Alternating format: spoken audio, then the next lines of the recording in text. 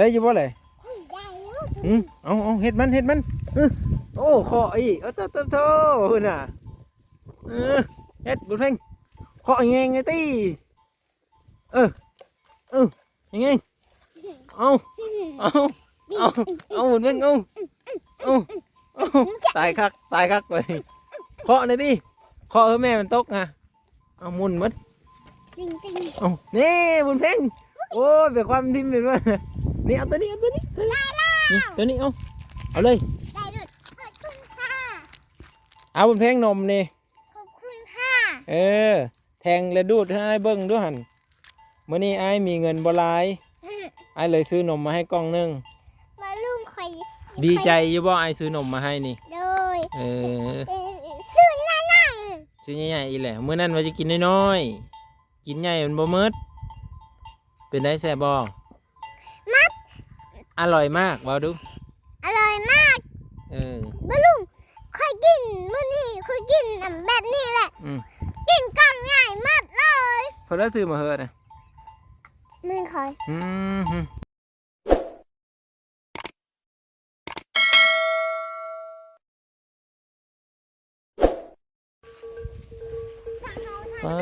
ดีโถอย่าไปเสื้อนั่นนะอย่าไปเสื้ออันนี้สลอยไปหาหมดแดงพอได้สวัสดีจะไปหาหมดแดงบุญเพ่งไปเสื้อน่ะไปหาแง่หมดแดงมาขายใส่ขาน้ำบ่ฮะโอ้จบแท้เจ้าเสียวคู่ว่าแง่ฮะมันสิมีความใช่บ่มีความนะแม่นบ่เคยแง่อยู่บ่แบบนี้ฮะมาสบายดีป้าลุงก่อนมาพี่ย่างมาเคอพี่มาย่างมาพี่ป้าดีโตสิเอาวันคู่แง่ว่าบุญเพ่งกันเอาไปบ้านนี่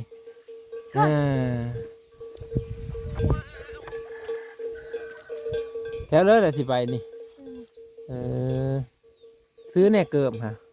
แต่นั้นเป็นคนป้าได้ฮะมีถือเกิบเป็นคนป้าเลยได้โธ่เก่งดีได้นี่ทุกคนเพิ่นสิไปหาอยู่หากินฮะเมื่อแล้วหากันมาเมื่อนี้ไข่แน่เลยเด้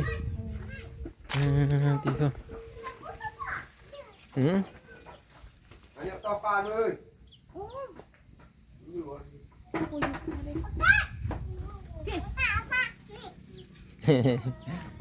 มาออกมาพี่มาไปทางนั้นเลยอยู่คืออยู่ได้ทางตะแล้วผู้พ้นตกได้นี่ทางตะแล้วผู้พ้นตกมาที่โทบ่บนเพ่งสีห้ามเอาคู่นี่ไปฮะห้ามด้วยห้ามเบิ้งเนาะห้ามเป็นอยู่ห้ามก่อนห้ามไปเลยละกินหนึ่งนี่นะเรามาดูเลยคืออยู่บ่สิเป็นยังไงแค่หมดแดงนี่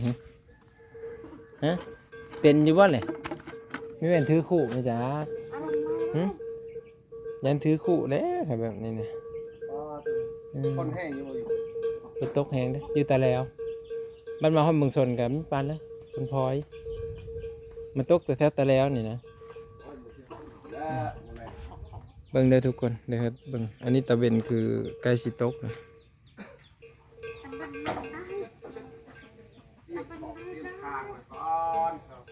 เต็มคลองสิไปเชื่อเลยอึ่งบ่จะเขาสิขายโลเท่าไรเนาะอึ่งเนาะหอดบ่แสนปลายตำบิดลิตรหนึ่ง47,000เลยแม่นอยู่แล้วน้ำมันอันนี้เขาไม่แม่นของทางอึ่งเจ้ามันสิขึ้นคือน้ำมันบ่แม่สิมาดูดออกกระบอกน้ำมันนี่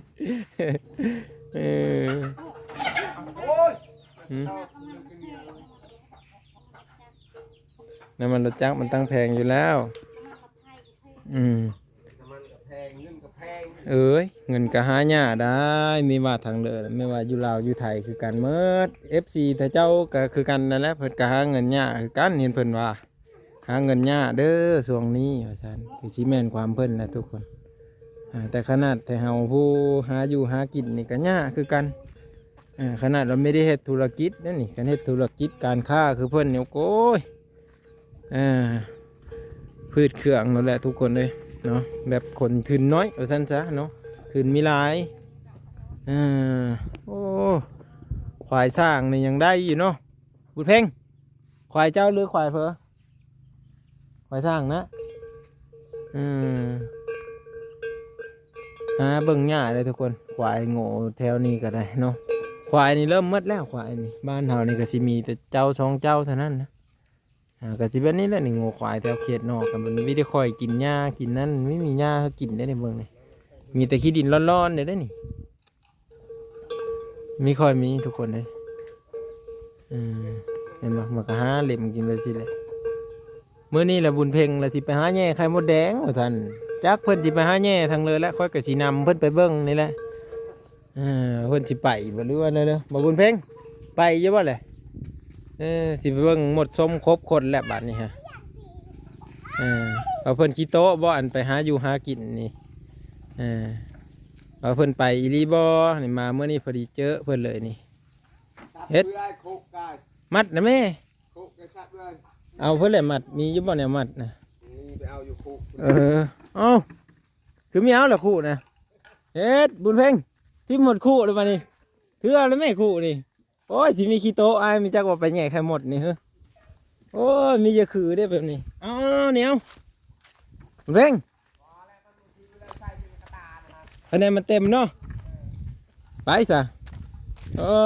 ยคืออยู่บ่บุญเพ็งไปแย่ใครหมดนี่เฮ้อเบิ่งนำไปเบิ่งนี่นะท่าในที่บุญเพ็งท่ากันแน่นว่าก็ได้โอ้จักมือแล้วไปนี่ฮะเป็นเพิ่งก็มีไปไม่ไปไม่ได้กินขนมอ่ะกินว่าอะไรไปขันกินจะกินแล้วบ่เพื่อเลิกมากินค่อยก็มีกันนี่ใส่แหละค่อยก็มีไปไปเบิ่งแง่หมดว่าสิเอาเพื่ออะไรเบ่งเอาเพื่อสิเอาเพื่ออะไรนี่เรามันก็เด้อระวังสังกะสีบาดแข้งสิถือเอาเป็นกี่งอเด้หมดชมสิกัดคนนี่เนาะไปคอยย่างเด้อห้ามแล่นเด้อเห็นบ่ห้ามแล่นเด้อย่างเอาเด้อแล่นไม่ได้เลยยันลมไปโอ้ได้แล้วบาทนี่โอ้เพิ่นหาเอาอันนี้ถ้าเพิ่นอย่างเยอะย่างเอานี่เนาะไปเอิ้นที่เอิ้นเลยดำที่ดำไปแง่ข้าวมะแดงน้ำน้องแน่เลยสิฝนกระสีตกเลยนี่บุญเพ่งฝนกระสีตกเลยได้เนี่ยอย่าพาแล่นเด้อรถมาเด้อไปย่างพี่ย่างมันละมาพี่ย่างมาย่างมันเลยพี่มายุดอยู่แคบมันพี่ไปข้ามเลยไปในข้ามทางห้ามแล่นเด้อแล่นรถได้สิแง่ได้ยี่ว่าแหละอันแง่ก็จะไม่ใช่มันคักเนาะเฮ็ดบานี่โอ้ยสิได้กินนะอยู่ว่าดิน้องลาเพิ่นเอ้ยสิได้อยู่ว่าเลยว่าเขาเสือกกระตาบุญเพลงแง่เต็มมานี่ละเมอแล้วเด้อเจ้าเด้อเห็นบ่บ่เมออีกโอ้เพลงนี่เก่งขนาดเด้อมืออื่นจับอึ่งแหละให้อายเบิ่งเด้ออึ่งเด้อเห็นบ่ไปการอึ่งนะพ่อเด้อมือแดงเด้อเจ้ามาขายให้อายเด้ออึ่งเด้อนี่หังหมดนี่มันเล็กนี่มาแย่ไอ้เบิ่งด้วยนี่ฮะลองนู่นแหละนี่เอาเฮ็ดไปพี่ย่างพี่เบิ่งแม่จะเข้าไปเลยฮะเสร็จเลยไหนโอ้ยสิย่างอ้อมมดกกมันนี่บ่นี่ฮะมันสิอ้อมกกมันนั่นนี่ฮะ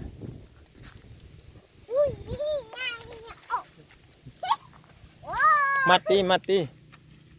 โอ้ยมัดอยู่บ่นี่ฮะเบิ้งไอ้สิมัดนี่ดิเบิ้งไอ้มัดนี่เด้อจับดีเด้อเอ้า โอ้สิได้กินอยู่บ่นี่เดี๋ยวได้แหละสาธิตการแย่เบิ่งทางเข้าไปเฮ็ดบ่นี่โอ้ขออีกโอ้โธโอ้โธได้อยี่บ่แหละเบิ่งดูฮะโอ้ยได้หมดได้ตัวหมด ไปเบิ่งแม่เจ้าไปมันห้างแล้วมันห้างแล้วไปผู้เบิ่งแม่เจ้าเฮ็ดแล้วผู้เพิ่นหาอยู่หากินนี่เลยทุกคนก็คือชีวิตเขาเจ้านี่บางช่วงที่เขาเข้ามาเห็นนี่ก็จะแบบนี้แหละทุกคนเขาไปหาอยู่หากินแบบนี้แหละเนาะหากินตามธรรมชาติอยู่เฉยแหละบัดนี้หลายนะไปเบิ่งบอลแม่เจ้าแย่กันไปหลายนะจังหังเลยเก่ารางวัลของคนหากินเก่งๆนี่ไอเอานมเล็กตะซอยให้กินเลย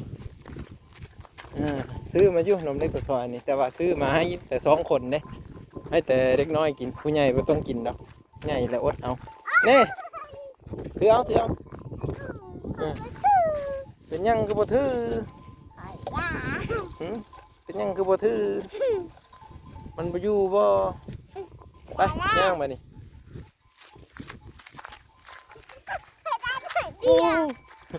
ได้แต่แม่มันบ่ฮะแม่มันก็อ้อมดมีจังเฮ็ดไปแย่ด้วยไปแย่นะแม่ด้วยค่ะยันไม่ล้มเสด็จนอนแลนอยู่เฮ็ดได้อยู่บ่เลยแย่เลยบุญเพ่งอย่าไปลำไรมันแย่ให้หมดครบรถนี่บุญเพ่งนี่เอาตัวนี้เจ้าฮะเห็นเลยเอาโอ้ยสุดยอดเลยสุดยอดในความกล้าหาญได้อยู่บ่เลยเอาเห็ดมันโอ้ขออีกโธ่น่ะเฮ็ดบุญเพ่งขอแงงไงตียังไงเอาบุญเพ่งเอาตายคักไปเคาะหน่อยดิเคาะแม่มันตกไงเอามุนมัดเอานี่บุญเพ่งโอ้ยเป็นความทิมเป็นว่านี่เอาตัวนี้นี่ตัวนี้เอาเลยเอาเลยเฮ็ดโอ้ยเอาแห้งได้เลยฮะเอาแห้งเอาอีกนิดนึงเอาอีกยังไม่ทันได้เคาะใช่ไหมเอาจับเด้อหนักโยนบุญเพ่งเบิ่งดูป่ะนี่เบิ่งไอ้เบิ่งนี่โอ้ได้เฉยเด้ออันนี้เด้อไปเบิ่งดูฮะเบิ่งตัวแม่เจ้าดูฮะเบิ่งเนี่ยมาเบิ่งเนี่ยป้าโธ่ทุกคนได้อยู่ได้เนี่ยแม่อันน่ะมันเป็นหนังอะไรทุกคนไม่แม่นหาแย่แต่ป้าขี้เขาไม่จังนี่ฮะป้าขี้เขาแถวนี้บ่เอาเยาบุญเพ่งมาพี่ร้อยนี่ได้นี่ตะร้อยไปแย่แล้วบ่โอ้เสร็จเป็ดนอกเธอเจ้าก็ได้เมื่อนั้นไปแย่จนว่าหมดกัดเมื่ออันนี้กันได้ทุกคนเลย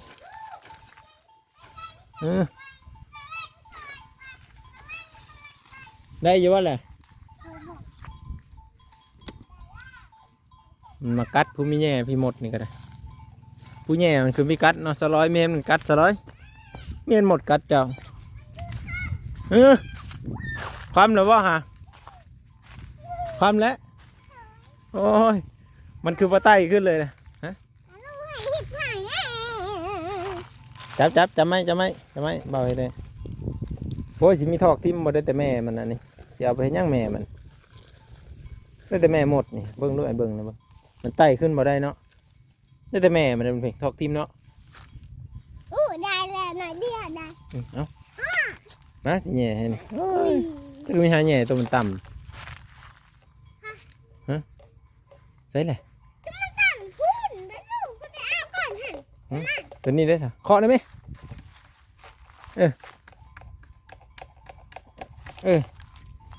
เคาะอีกทีโอ้ได้ว่ามันทางห้ำก็ได้เหรอค่อยๆได้เบิ้งเลย เฮ็ดโอ้ยแม่นบ่นะเขาแย่ได้ร้อยเขาแย่แล้วอืม เอานี่โอ้ย อืม อืม ได้อยู่บ่เลยเอ้าปั๊มทิมเลย จับไปไว้มันสิออกมาเลยใส่เบิ่งเลยโอ้ยเห็นแต่แม่มันเอ้าความนิ่มนี่เลยเออไปแม่จะไปทางเลยไปย่างเบิ่งนะแม่จะไปมีเอานะป้าเลยบ่นี่ฮะเบิ่งนี่มันกัดอายภูมิไม่ได้แง่ มันกัดแถวกระโตเสือเลยเอิ้นดูฮะใส่ผ้าไอ้เนี่ยใส่เมื่อเลยหมุนเพลงอยู่เสือเลยพี่หมุนเพลงหมุนเพลงมาได้ไหมไปเฉยเลยนะอ้าวย่างมืองอกๆนี่เลยปุ่นมือแล้วเรือไปหาหังหมดบ่เห็นอยู่บ่หังหมดนะเห็นแล้วบ่เด้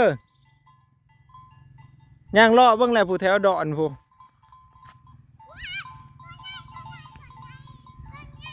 ใหญ่บ่แหละมาพี่บุญเพ่งมาพี่ก่อนมาพี่ก่อนคือพ่อใหญ่เก่งคัก มาพี่มาหาอ้ายก่อนมานี่มาเอานมนี่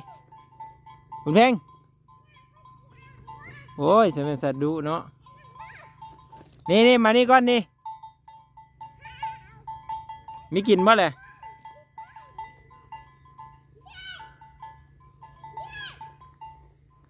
โอ้ยอยู่กับลุ่มผู้ไปย่างไปเอายันเมื่อยนี่กินนมนี่ก่อน ขอบคุณค่ะ เอาบนเพลงนมนี่ ขอบคุณค่ะ แทงและดูดให้เบิ้งด้วยหันเมื่อนี้ไอ้มีเงินบ่หลายไอ้เลยซื้อนมมาให้กล่องนึง มาลุงข่อย ดีใจอยู่บ่ไอ้ซื้อนมมาให้นี่ โดย ซื้อ หน้า ใหญ่ๆอีแหละเมื่อนั้นว่าจะกินน้อยๆกินใหญ่มันบ่มืดเป็นได้แซ่บบ่อร่อยมากว่าดู อร่อยมาก มาลุงข่อยกินมื้อนี้ข่อยกินแบบนี้แหละกินกล่องใหญ่มากเลย เพอแล้วซื้อมาเฮอะนะ มึงข่อย เขาก็ซื้อให้กินแน่แหละไอ้ยังซื้อให้เจ้ากินเด้เอาไว้ให้ไอ้กินเด้อเห็นบ่ เมื่อไรไปพี่มาทางพี่แหละไอ้บ่ได้รอดหัวได้เลยพี่ย่างมาทางพี่ย่างทางหัวขาดพี่บอกย่างทางพี่มาได้สิบ่ไปพี่ย่างทางไหนก็ได้ย่างทางไหนก็ได้นี่บุญเพ่งพี่นี่ย่างไปนี่ย่างครับพี่อย่าไปปีนหัวเขาเลยเมื่อไรอร่อยบ่เลยอร่อยบ่ขอบใจป้าลุงก่อน ขอบใจค่ะ ขอบคุณค่ะ ขอบคุณค่ะ โอ้จักแมนเพลติดป่าติดดังอยู่เนาะจักจันได้มีว่าจักจัน ปลาลุงก็อย่าบอกแม่อย่าบอกแม่ข่อยเด้อ เป็น ไปข่อยเห็นตัวใหญ่เด้อมุนแดง เจ้าสิแย่เองนะ เลย ได้ไอ้มีบ่คะแนนเจ้าพาไอ้ไปเบิ่งบนแม่เจ้าแย่มันได้อยู่บ่เลยไปไอ้มีบ่เนาะคะแนนพาไอ้ไปเบิ่งก่อนแล้วแย่ได้อยู่บ่เลยแล้วแย่ได้ซ้ำเจ้าอยู่บ่ไอ้ยันว่าบ่ซ้ำเจ้าซ้ำนะว่ะพาไอ้ไปเบิ่งก่อนเลยเดี๋ยวเราสิมาแล้วไปเบิ่งไปเบิ่งด้วยปุ๊บอย่างเงี้ยก็เถอะเจ้าก็เคยไปหากินแบบนี้คู่มือบอกมึงเพลงยามไอ้บ่มาถ่ายคลิปเดี๋ยวจะไปอยู่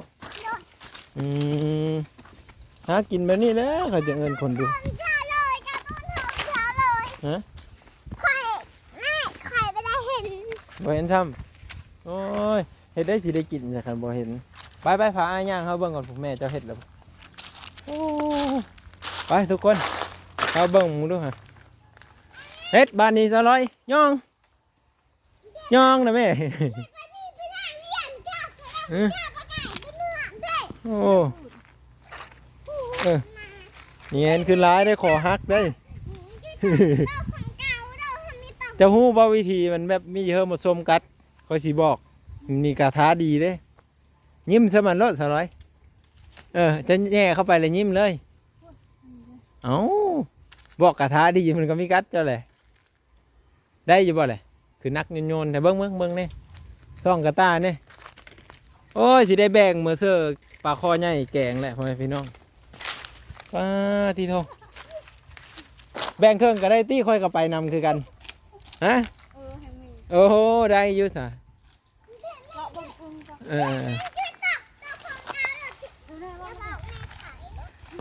อย่าบอกแม่คอยเด้อเพิ่นว่าไปย่างมาพี่บุญเพ่งย่างมานำกันพี่ฮะได้อยู่บ่เลยบ่เลยแหละบ่เจ้าเห็นนะมาพี่อย่าพาไปบุญเพ่งเอ้ยเห็นอยู่บ่เลยสิล่ะบุญเพ่งมาพี่ก้อนเลยจะน่ายังอ้อพร้อมไอ้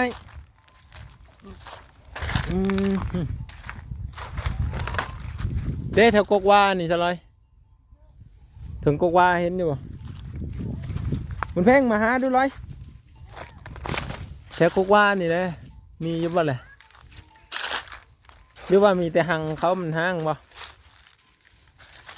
ผู้เขาแย่มาเลยทุกคนมีแต่หังห้างเนาะ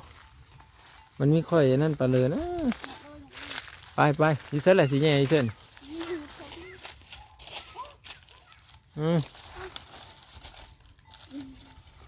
เห็นยังบ่เลยโอ้ตาดีแท้ตาหากินแท้นี่เอาเฮ็ดโอ้เพิ่นนี่กระดูเนาะโอ้ไข่ตึงอย่างนี้ทุกคนนะผู้มาดีโทพุ่นเป็นแต่สะอ่อนทุกคนแต่จากลงมาจะทั้งเสื้อแล้วบ่บอลนั่นน่ะทางเดียวฮะเหรอวะจัดไปโอ้มีแต่ไข่ตึงๆทุกคนมันก็คักแล้วสิเดี๋ยวหางนั่นดิเขาแย่แล้วบ่แม่นบ่วะแม่นห้างบ่เบิ่งดูโอ้ขันไปเจอหางนี่โคตรใหญ่เลยนี่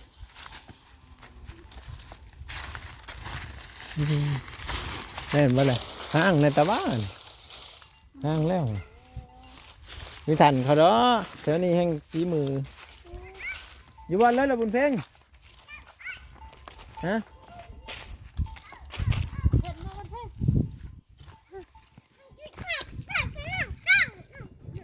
เห็นบ่เลยเปิดบ่วันแล้วแหละฮะอย่าเห็นเด้เบิ้งได้เจอเบิ้งมันเปิดซ้ำเลย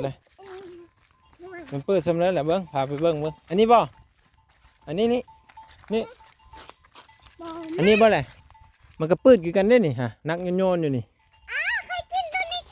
กินได้บ่มากยังเลยมากส้มโอโอ้ยส้มโอบานจะบ่เอาลองเบิ้งซะเลยเฮ็ดเอาเลยเฮ็ดแห้งๆนี่เลยเฮ็ดแห้งๆโลดมันยังแต่จากเอาเลยโอ้ยได้แต่แม่มันแล้วอันนี้ลูกมันไม่มีซะเห็นอยู่บ่เลยโอ้ยบุญเพ่งคงมาดุแล่นไตแล่นเนื้ออยู่ทุกคนเลย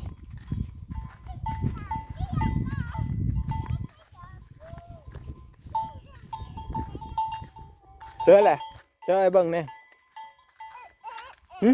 ป้าตีโคเขาไปได้แง่ตีนี่เนาะแม่นฮะเขาไปได้แง่บ่เจ้าวะหางมันใหญ่เนาะเต็มบ่เจ้าวะไข่เต็มบ่ต้องหางใหญ่เนาะเบิ้งไอ้เบิ้งใกล้ๆก่อนมีบอกแม่บ่มันคือห้างเด้คุณเพ่ง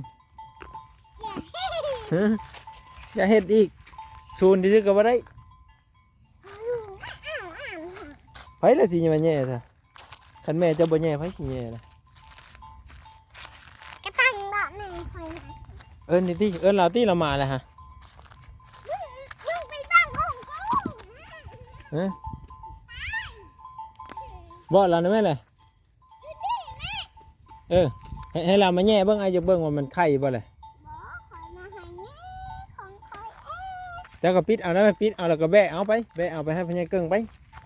ปิดเอาหางมันแล้วก็แบะเอาถือไปให้พญายเกิ้งถือไปให้ตะล่นจะเบิ่งไหมเออเอาเห็นแล้วสิได้กินจ้ะสิจ้องไว้ให้ไผแหละเนี่ยเอาเจ้าแง่เบิ่งหะเจ้าแง่เบิ่งมันเพ่งแง่เป็นบ่แหละเคาะเด้อจะเป็นคนเคาะเด้อให้แม่เจ้าทังเขาเด้อให้แม่เจ้าทังเขาก่อนเออเอาเคาะบัดนี้มันเพ่งเคาะเลยเคาะแห้งเออนี่เคาะอยู่พี่ย่างมาพี่ไว้ย่างเขาเออเห็นไรมันเพ่งเคาะเลยเอาแล้วเคาะได้ไหมมันเคาะมันเพ่งเคาะแห้งโอ้เก่งขนาดโอ้มันเพ่งมันไปแล้วย่ขึ้นได้ไหมย่อขึ้น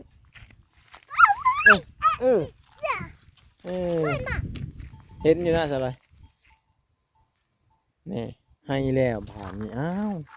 ให้แล้ววะเนี่ยอ้าวบุญเพ่งให้แล้วน้องดำมาเบิ่งคนให้นี่แง่ไข่มดแดงก็ให้โพสให้แง่ไข่มดแดงบอกว่าให้อ้าวคักบ๊อบบัดนี้บุญเพ่งสิไปไล่โง่นะเว้ยดำว่าบัดนี้น้องดำไปไล่โง่ชื่อเสือจักโต้โง่นะ3 โตถามเนี่ยไปลิ้นที่เสือสงกรานต์ไม่ได้ไปซ้ำเนี่ยเดี๋ยวผู้บ่าวพาไปไม่ได้ไปซ้ำไปไล่โง่สิน้องดำเพิ่นหาไล่โง่ทุกคนเลยปิดเอาแล้วนะบุญเพ่งปิดเอารถเอามือพ่อเบิ่ง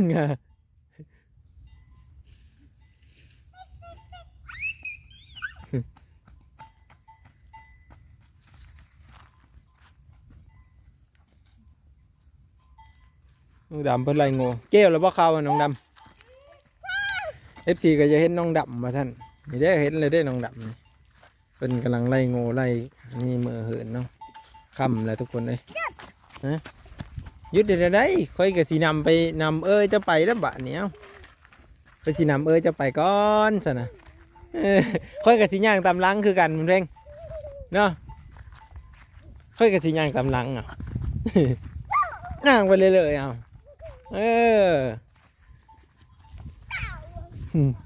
มาเบิ่งไหมมาแย่พี่จะน้อยยังไปหาดำ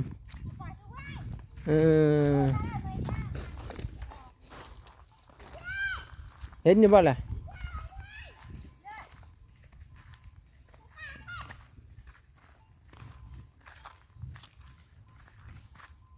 หาแย่ไข่มดแดงกับแถวตีน6 ขันไดเนาะมันก็ได้แล้วไปสิเคาะคอยแท้นี่แต่ละมือหาได้ลายอยู่บ่ไปหากินนะซะเลยพอได้กินเนาะโอ้ยเทวดาเอ้ยสิหาขายอยู่ท่านสิหาขายบ่อันนี้บ่เอาจะว่าสิหากินเอาโย่คือมีหาใส่นี่ก่อนเถอะ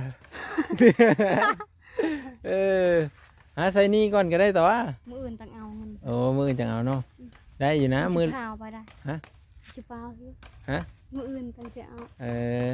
มีพร้าวหรอยันจะพาวหมอมีพร้าวหรอไปเลยก็ได้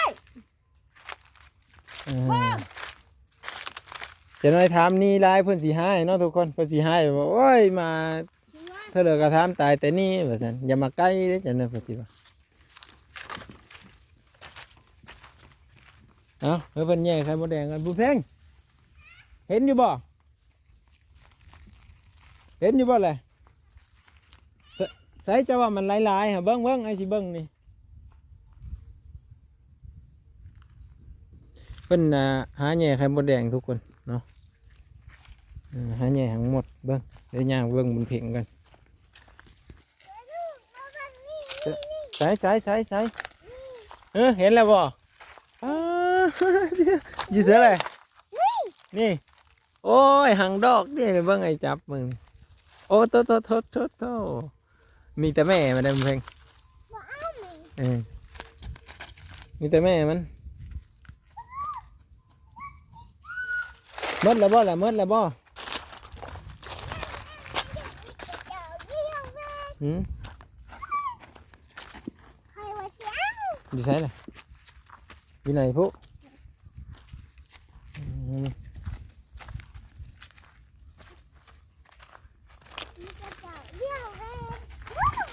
เสือเลย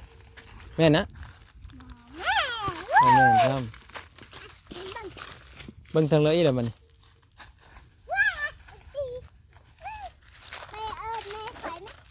หนแม่เราอยู่เสือเลย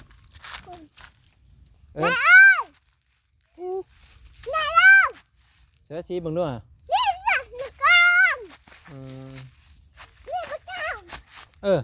เพิ่นก็เป็นหากินเนาะเป็นคนหาเธอแม่แล้วก็แม่มาแย่ทุกคนหาหังง่ายๆอย่างนี้มันยังตื้งมันเพ่งแม่จะสิหาขายนะบ่แม่นหากินเด้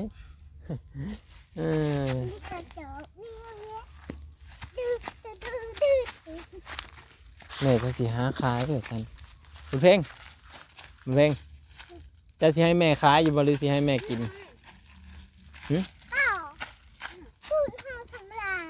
เพื่อนหอธรรมดาบ่คุณเพ่งนี่ว่าให้ทำนี่สิให้ขายหรือสิให้กินแหละให้ขายระวังให้ขายกับให้อ้ายด้วยฮะจะกินน้ำปั่นนะกะชิย่างยังหาแง่ไข่มดแดงไปขายหรือก็ซื้อน้ำปั่นเอ้ามันคว่ำแล้วเฮ็ดแนวเลยนี่อ้าวเถาะทิ่มแล้วบาทนี่เบิ่งด้วยฮะมันสิได้ขายอยู่บ่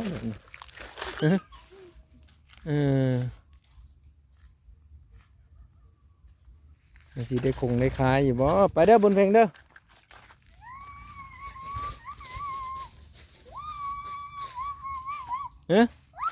เบิ่งจำมาโอ้เฮ็ดเพื่อแหละนะฮะโย่มันสิได้อยู่บ่เนี่ยเอาเพิ่นไปปิ้นทั้งหมดมาเบิ่งดูแหละสลอยเบิ่งสำรวจเบิ่งดูอันขนแย่ไข่หมดนี่โอ้เป็นอยู่สิทุกคนขาวได้อยู่บ่เนี่ยโอ้ตื่นเนาะแม่นั่นทุกคนมันกำลังเป็นอันน้อยๆนะมีนะแม่ตึงมันกับบัวลายปานใดไปเบิ่งข้างนี้ว่ามันแพงข้างหน้าแล้วแกเราแก้นี่ข้างหน้าเราแก้เลยไปได้แม่เราแก้แม่เจ้าเอิญน่ะ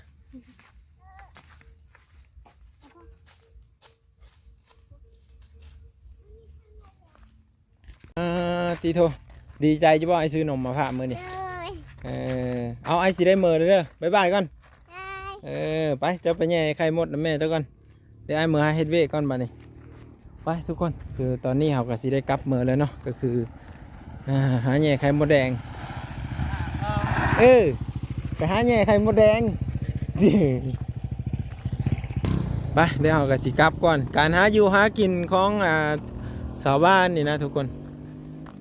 หรือว่าครอบครัวผู้ที่เพิ่นซอยเรือนี่ก็คือครอบครัวอันพ่อใหญ่เกิ้งนี่แหละเนาะก็คือเพิ่นก็หาอยู่หากินแบบนี้แหละทุกคนตามชีวิตของเขาเนาะตามชนบทเนาะตามยากเขาแหละง่ายๆคือเขาหาอยู่หากินแบบที่ทุกคนเลยเนาะก็บ่ได้ว่าสิแบบว่าเขามีก็กินบ่มีก็บ่กินนะเอาง่ายๆกันเลยเนาะแต่เขาบ่สามารถอึดหิวจนตายได้ดอกเอาตรงๆเด้ออันนี้เด้อบางว่าตรงๆเลยไฟบ่มักแล้วก็ยากทุกคนเลยเป้าหยอดผักกระโดนเนาะผักกระโดนที่อันเป็นผักป่าที่สามารถกินได้ตามมันหัวให้ไปหนาเนาะเห็นบ่อันนี้เขาเอาไปกินกับป่นกับแจ่วเนาะแต่ว่าแถวกรุงเทพหรือว่าประเทศไทยนี่บ่ฮู้ว่ามีบ่ผักกระโดนเนาะอันนี้บางกับบ่ฮู้จักเด้อตัวนี้หรือไผฮู้จักก็ช่วยคอมเมนต์มาเนี่ยเนาะไปทุกคน ก็แบบนี้แหละการหาอยู่หากินของเขาเจ้าอันนี้บ่าวบางได้มาให้เบิ่งเนาะแล้วก็บ่าวบางก็สิได้มื้อแล้วพ่อแม่พี่น้องก็ขอบคุญขอบคุณที่เข้ามาติดตามและให้กำลังใจพ่อแม่พี่น้องเนาะบ่าวบางขอบพระคุณเด้อครับให้อยู่ดีมีแรงทุกคนเนาะแล้วก็สุขภาพร่างกายแข็งแรงเนาะก็ถือว่าแง่ไข่มดแดงก็เพิ่นได้พอได้กินแรงเพิ่นแหละเนาะก็เพิ่นได้แกงได้อ้อมก็ถือว่าเลี้ยงลูกเลี้ยงเต้าเพิ่นคุ้มสำนักเนาะในแต่ละวันเนาะก็สิว่ามันร้ายมันก็บ่ร้ายเด้อทุกคนไว้เดี๋ยวเฮากลับก่อนทุกคนเด้อสวัสดีแล้วก็สวัสดีมาทุกคนเด้อครับ